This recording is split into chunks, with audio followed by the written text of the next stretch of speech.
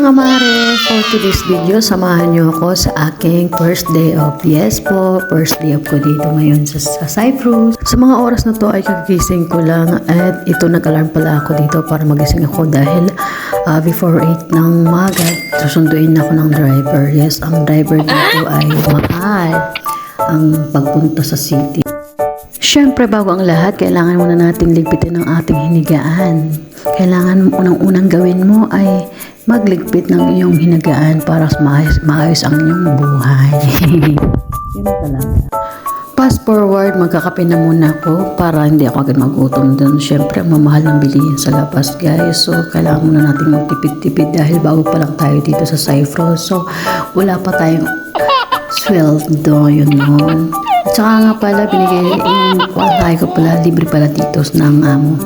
Once na lumabas ka, lilibre ka nila, bibigyan ka nila ng 10 euro. So, balikan mo na yung pamasahe na yun. So, wala ka ng pangkain doon. Kaya, yung pangkain lang sana yung provide mo paglalabas ka. Ay, nandiyan pala kayo mga mare. At ito na nga, nandito na ako sa sasakyan ng driver. May tagasundo ako, si Shalyn. So, yan pala si Sammy. So, kailangan tawagan mo siya kapag magpapasundo ka. So, ang bayad dyan ay 300. Balikan is 300. So, 600 balikan yung pamasahe. So, gastos, diba? Pero, by the way, hindi naman ako namasahe dyan. Yung amo ko, binigyan niya na ako ng pamasahe. So, yun.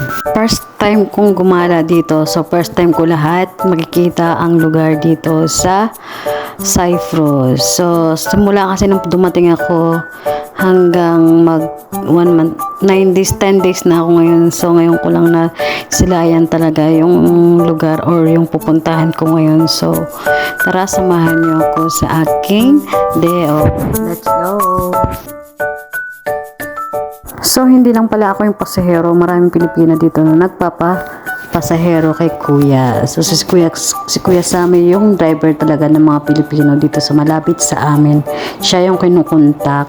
As you can see naman na ang lugar talaga, so ang gaganda ng bahay dito, para kang nasa Canada or sa ibang bansa talaga na alam mo yung lugar na malaya ka.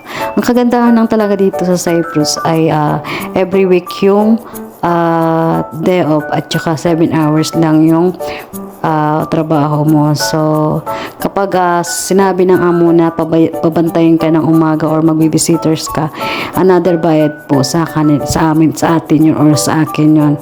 Kagaya nung isang araw ay nagbi-visitors ako, pero binigyan ako ng amo ko ng 5 euro. So, sa pera natin ay 300 pesos. So, pwede na yun kesa wala, diba? Saan ka pa? Fast forward, nandito na pala ako sa labas ng groceryan. Mga Pinoy lang din yung customer. So, habang nag-aantay ako sa aking friend from Nicosia, so, bumili muna ako ng isang beer at nagtagay-tagay muna ako dito sa aking inuupuan. So, tara, tagay tayo. Ang sarap ng buhay ni Inday, diba?